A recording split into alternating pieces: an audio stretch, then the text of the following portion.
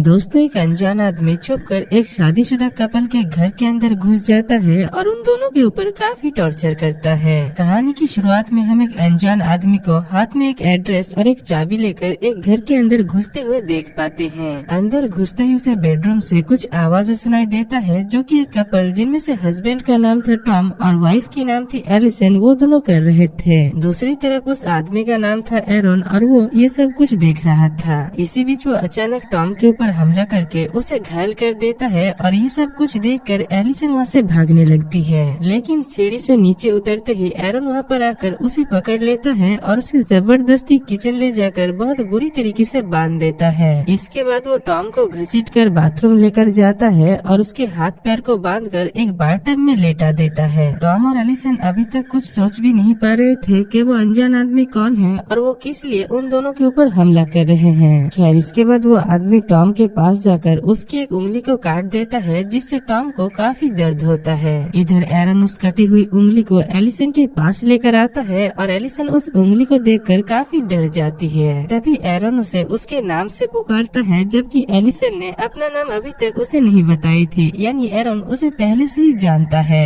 एरन उससे कहता है कि उसे अब से उसकी बात माननी होगी और एरन उसे जो भी कहेगा उसे वही करना होगा, वरना एरन उसके साथ भी वही करेगा जो वो टॉम के साथ किया है। इसके बाद एरन एलिसन को काफी गंदी तरीके से टच करने लगता है और एलिसन के हाथ और पैर बंधे होने की वजह से वो कुछ भी नहीं कर पाता। इसी बीच एलिसन किसी तरीके से उससे पूछती है कि वो उससे क्या चाहता है, जिसमें एरन कहता है कि वो बस चाहता है कि एलिसन उसे अपनी पति की तरह प्यार करे और एलिसन अगर इस काम को ठीक से कर पाती है तो वो उन दोनों को सही वक्त आने पर छोड़ देगा। जिसके बाद एलिसन भी मजबूरी में ये सब कुछ करने के लिए तैयार हो जाती है। एरन उसके हाथ पैर को रस्सी से फ्री कर देता है और वो दोनों पति पत्नी की तरह घर को साफ करने लगते हैं। इसी बीच एरन को कबर्ड में से एलिसन की एक नोटी ड्रेस मिलता है, जो कि एलिसन खरीदना तो नहीं चाहती थी, पर टॉम ने उसे जबरदस्ती वो ड्रेस लाकर दिया था। खैर, इसके बाद एरन एलिसन को नहाने के लिए कहता है और एलिसन जब बाथरूम में कपड़े उतार कर नहाने लगती है, तभी वहाँ पर एरन भी बिना कपड़ों के आ जाता है और वो एलिसन को काफी गंदी तरीके से टच करने लगता है। दूसरी तरफ एलिसन का हस्बैंड टॉम भी ये सब कुछ देख रहा था और गुस्से में आग बबूला हो रहा था, पर उसके हाथ पैर बंधे होने की वजह से वो कुछ भी नहीं कर पाता। उस रात एरन एलिसन के हाथ को बिस्तर से बांधकर उसी के साथ ही उसके हस्बैंड की तरह सो जाता है।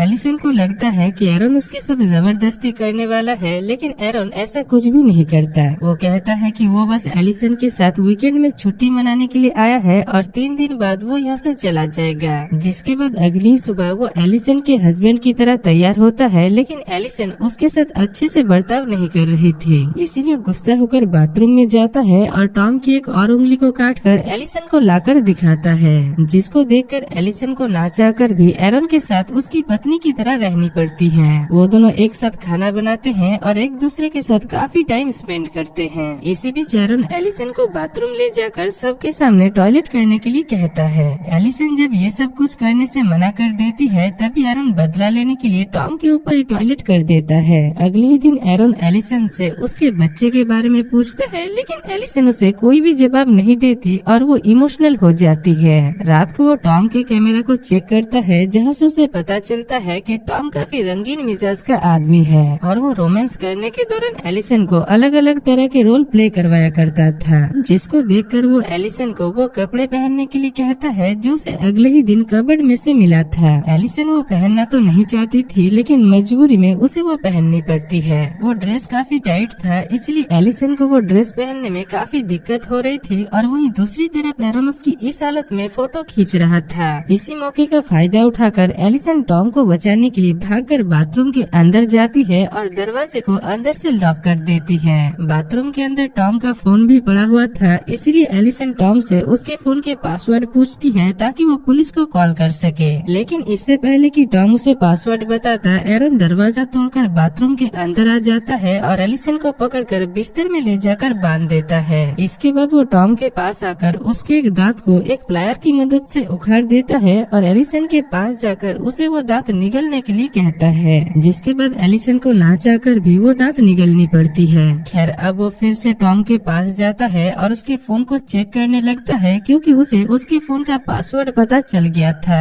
यहाँ पर एरन को पता चलता है कि टॉम का सारा नाम की एक लड़की के साथ अफेयर है और वो एलिसन को चीट कर रहा है। इसीलिए वो उसके पास जाकर उससे पूछता है कि वो उसकी बीवी एलिसन या फिर सारा इन दोनों में से किससे प्यार करता है, जिसमें टॉम उसे कोई भी जवाब नहीं देता। इसलिए वो एक कांच के टुकड़े से टॉम के पेट को काटकर उसमें चीटर लिख देता है। अगली सुबह एलिसन जल्दी उठकर टॉम के पास जाती है और उसे वहाँ से छुड़ाने की कोशिश करती है, लेकिन टॉम उससे एक ही सवाल पूछता है कि एरन ने उसके साथ कुछ किया तो नहीं। इधर तब तक एरन घर पर आ चुका था, इसलिए एलिसन को वहाँ से जानी पड़ती है। इधर एरन उसके लिए ब्रेकफास्ट लेकर आया था। अब किचन जाते वक्त एलिसन अपने पास एक चाकू को छुपा लेती है ताकि वो एरन को जान से मार सके। यहाँ पर एरन उससे उसकी बेटी की मरने की रीजन पूछता है, जिसको बताते वक्त एलिसन इमोशनल हो जाती है और उसके पास से वो चाकू गिर जाती है।